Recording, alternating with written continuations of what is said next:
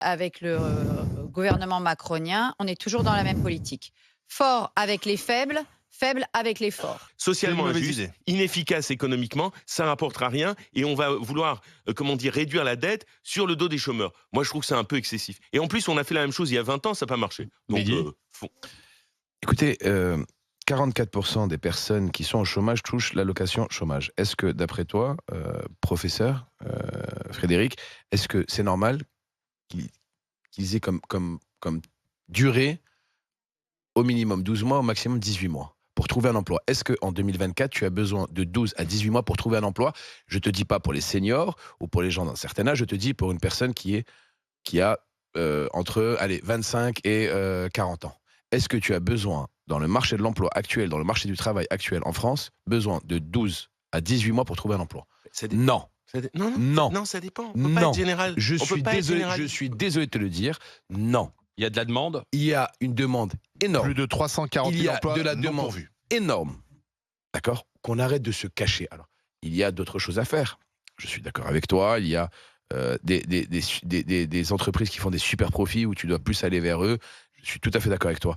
Mais c'est pas parce que on ne fait pas ou on veut faire autre chose que ça, on doit rien faire. Le chômage, du boulot, il y en a. l'allocation chômage, attention à la catégorie de personnes.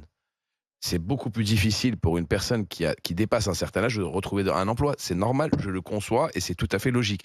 Mais je te parle d'une classe, allez, des 20-40 ans.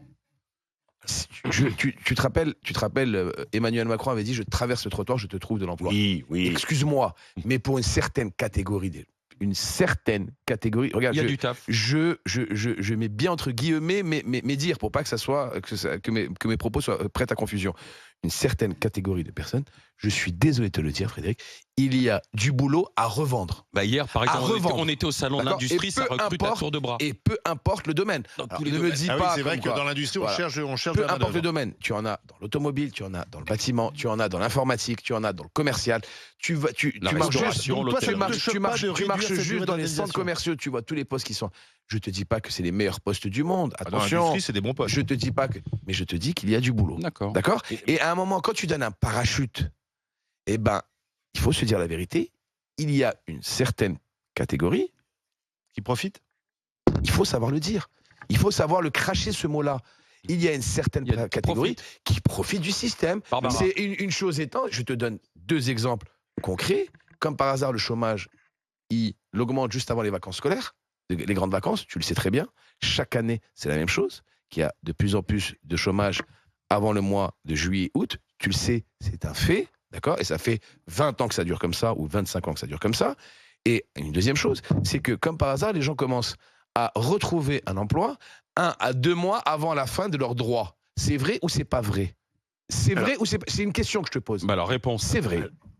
Bah, tu réponds Je te déjà donne à la la question que Je te je donne la Non, mais- réponse. Non, mais là, en fait, Ah, parce que tu vas, du débat. tu vas me faire une longue Et phrase pour me merci- dire que non. c'est pas ça. Merci Mehdi de Ah, faire la après, question et la parce que réponse, t'en comme ça parles au moins, j'ai pas à répondre, parce qu'il faut. En fait, j'ai le choix avec toi, c'est Est-ce qu'il y a être des abus? Est-ce être qu'il y a des d'accord abus du ou pas système? d'accord, C'est ou ce être que d'accord, ou dit être pas Mehdi. d'accord. Qu'il y ait des abus, oui, mais certainement pas. C'est pas ça qui caractérise le comportement des chômeurs en leur très grande Et majorité. je dis pas ça. Et que d'autre part, l'idée que quand les droits s'achèvent, soudain, celui qui a traîné dans son canapé se décide de se réveiller pour trouver un emploi, non et archi non.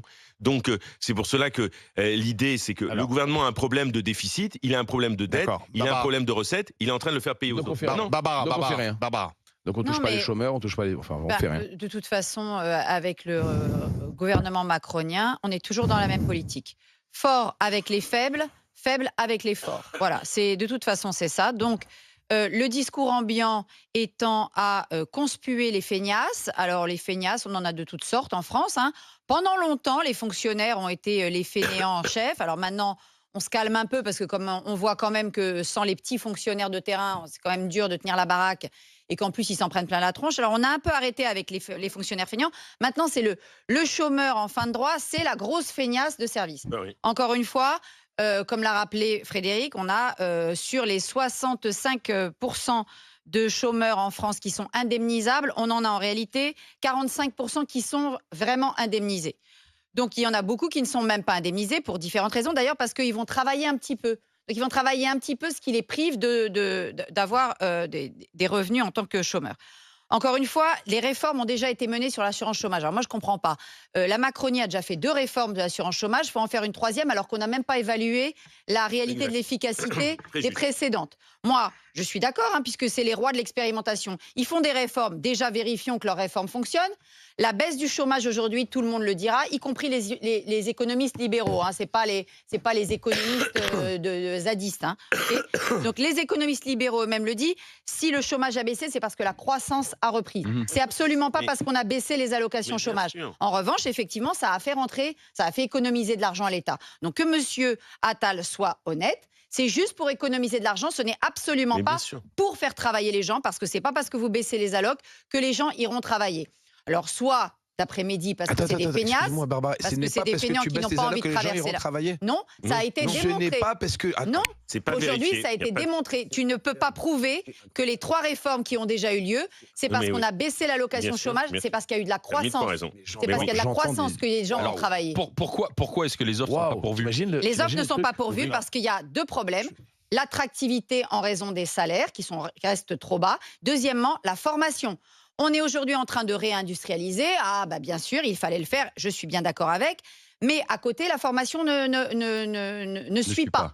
Donc, on a un vrai problème à l'éducation nationale. On a un problème avec les lycées privés, avec les lycées professionnels qui ne sont pas adaptés aux nouveaux champs des métiers. Et vous avez en plus de 50% des métiers qui vont disparaître. Il faut former des jeunes dans les nouveaux métiers. Et on n'y est pas. Là, simplement, où Barbara a raison, et on va continuer à en parler, Mehdi, là où elle a raison, c'est que moi, j'aurais aimé que Gabriel Attal nous montre hier soir une étude d'impact qui nous dit voilà, on a réformé 2 fois l'assurance chômage depuis 2017 et voilà ce que ça... ça a rapporté de l'argent à l'État, donc ça, il a compris. Voilà, ça a fait baisser tant le chômeur. Et la deuxième étude d'impact qu'il n'a pas présentée hier soir, c'est combien ça va rapporter, parce qu'il nous dit je veux réduire, mais il nous dit pas combien il va gagner d'argent. Je trouve ça un peu léger, moi. En tout cas, il nous a juste dit qu'il était prêt en proposition, j'en ai 2. Augmenter le taux de la taxe sur les transactions financières, il est à 0,3, moi je le mettrai à 0,5, ça fera rentrer au moins 4 à 6 milliards d'euros par an à l'État. Et puis la flat tax, elle est à 30% max au niveau du plafond. Moi je la mettrai à 50% au plafond. Et là vous allez voir, ça va faire augmenter de l'argent. Dans un instant, je augmenter les impôts. C'est pas les classes moyennes, c'est les très riches. Les entreprises, c'est pas les très riches. Je parle des très riches, je ne parle pas des TPE-PME. La flat tax, ça ne concerne pas les TPE-PME, la flat tax. Bon. Dans un instant, Johan avec nous, il est conducteur de ligne de production, il est en Loire-Atlantique. Il nous dira ce qu'il pense de cette idée de moins indemniser les chômeurs. À tout de suite au 32-16 avec vous. RMC, jusqu'à midi. Les grandes gueules.